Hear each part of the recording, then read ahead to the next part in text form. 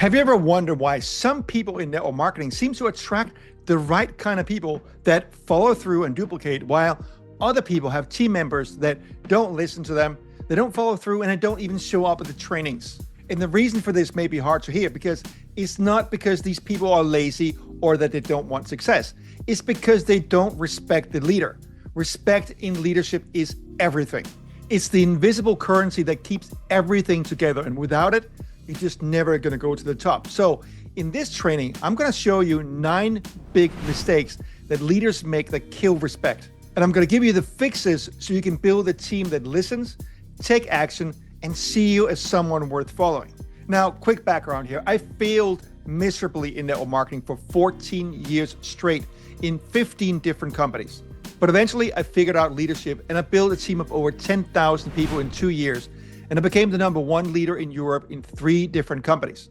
I've won awards and built international teams, and I've even created one of the biggest entrepreneur communities in the world. So just to let you know that I don't share this from theory, I've lived both sides, the failure and the success. And what I'm about to share with you is the stuff I wish I learned 20 years ago. So let's get going. Now imagine a fitness trainer eating chips on the couch while yelling at you to hit the treadmill. Do as I say, not as I do, is the fastest way to destroy respect. And back when I was failing, I told people to make calls, but secretly I was terrified of rejection and I didn't do it myself. And they could sense it because people have a radar for hypocrisy. And that's mistake #1, hypocrisy. And the action step here is to never ask your team to do something you're not actively doing yourself. Even at the very top levels, you've got to do the basics. So here's leadership mistake #2, which is micromanaging instead of empowering. Now imagine teaching a kid to ride a bike, but never letting go of the seat. They'll never find the balance and they will never learn what they need to. Now, micromanaging might feel like you're helping people, but what you're actually saying between the lines is that I don't trust you to do a good job yourself. And that's not leadership, it's babysitting, and it robs people of the chance to grow. And they'll probably resent you in the process. So the action step here is to shift to train, trust, and then transfer the leadership, because leadership in network marketing is about creating leaders, not followers. So leadership mistake #3 is chasing the spotlight. Now, I know recognition feels amazing, but leadership isn't about keeping the spotlight. It's about giving it to others, giving others the stage. But bad leaders hog the credit and great leaders share it. So action step here is to celebrate your team more than you celebrate yourself, but also, very importantly, get them involved in doing trainings. Let them share their stories and share tips. Public recognition is fuel, because when people feel valued, they will stay. Mistake #4, and I used to do this, allowing negativity to spread. Now, picture this. You're in a room full of people and suddenly 2 people starts arguing. The whole atmosphere just changes and nobody wants to be there. And that's what happens when leaders allow negativity to spread in group chats or team calls. I've seen teams implode because leaders allow public drama and endless complaining. Negativity is like mold. It doesn't just stay in one corner, it spreads. So it's very important to set clear boundaries, no public drama, and no toxic debates. You want to move complaints into private conversations where they can be solved respectfully. Leadership mistake #5, being inaccessible. Now imagine trying to call your coach before a big game and they didn't pick up. That's how it feels when leaders are unreachable. I once worked with a top $1 million producer who personally enrolled 600 people.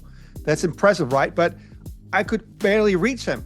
And even if I did, our conversation was maximum 3 minutes. Another leader I was working with only replied with pre-recorded audios. So here's the truth. If your team feels that they can't reach you, they won't respect you.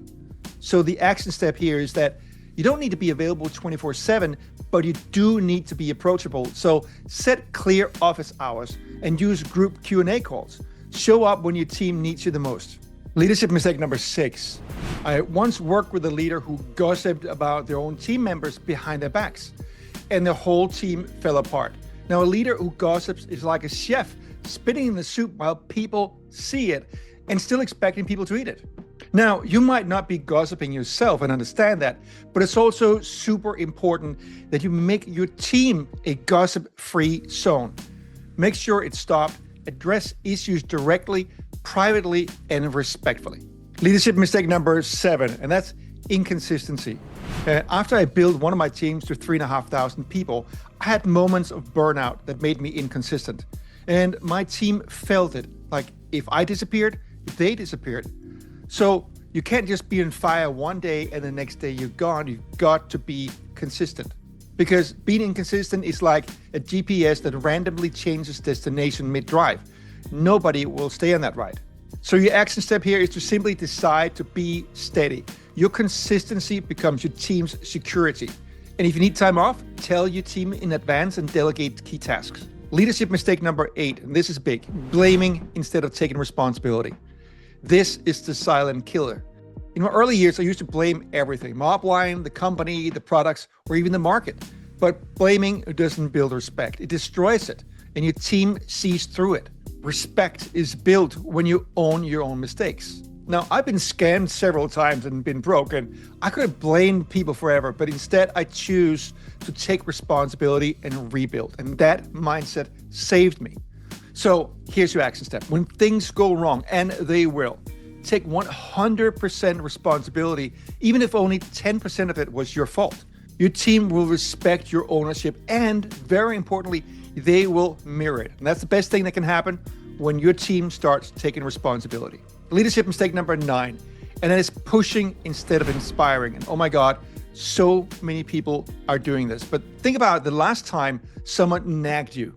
Did it make you run faster or run away? Well, that's exactly how teams feel when leaders push with endless call, pressure, and deadlines. People don't like to be pushed, and when they are, they will push back.